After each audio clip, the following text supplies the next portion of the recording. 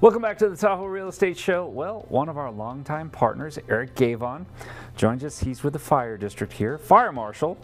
Eric, last year you were kind of a regular host as we were going through the Caldor fire and all the three fires that impacted the Tahoe Basin here from a smoke standpoint.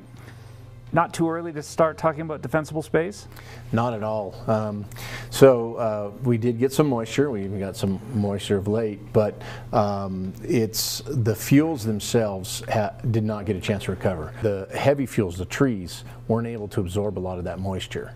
So we do core samples and we check these frequently, and so the 1,000-hour fuels of the larger trees, they're actually testing some of the lowest moisture levels since when we first started testing them.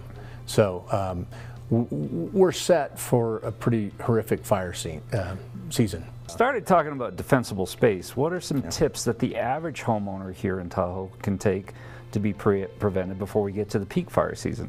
Right. So right now we have compost your combustibles running up. You can bring any of your yard waste up to Stagecoach, and you can dump pine needles, branches, that type of stuff. Call for chipping.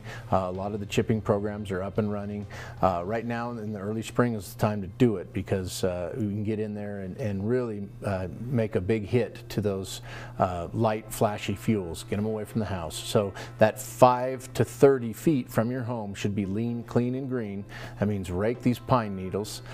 So we let them fall during the winter, and then in the spring we want to rake them up, get them out, and you know, at least in that 5 to 30. And then if you can go 30 to 100, you know, you can have a little bit of duff, but you don't want to have a lot of it. It's surprising how combustible pine cones are and those pine needles are, the ladder fuels, next to a home. And you know, homes are generally built of wood and combustible materials, so really emphasize the importance of removing those. So it's extremely important because you have a wicking ability, so that brings that fire right into the home, into the envelope of the home. So you can get those pine needles that'll settle in to gutters or in the deck area, and you can lose the whole home. It's very simple, because all it takes is an ember. An ember lands on that, and then you get this little hot pocket there burning, and it'll burn the house down. Screening for your vents. You know, make sure your vents are screened because of those embers that'll fly ahead of the fire. That 0 to 5 area of your home, the immediately surrounding, is like a moat. You want to make sure you don't have anything that's going to burn there.